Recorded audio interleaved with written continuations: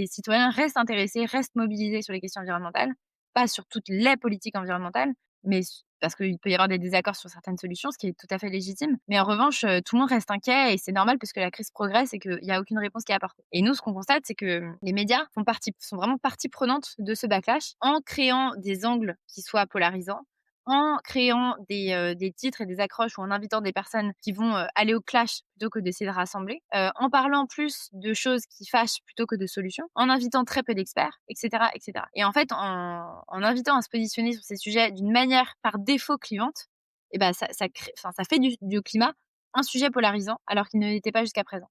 Et quasiment, c'est jouer le jeu de certains acteurs qui ont tout intérêt à ce que ça le devienne. Puisque si ça le devient, eux peuvent se positionner avec des arguments qui sont, vendeurs puisque, populiste.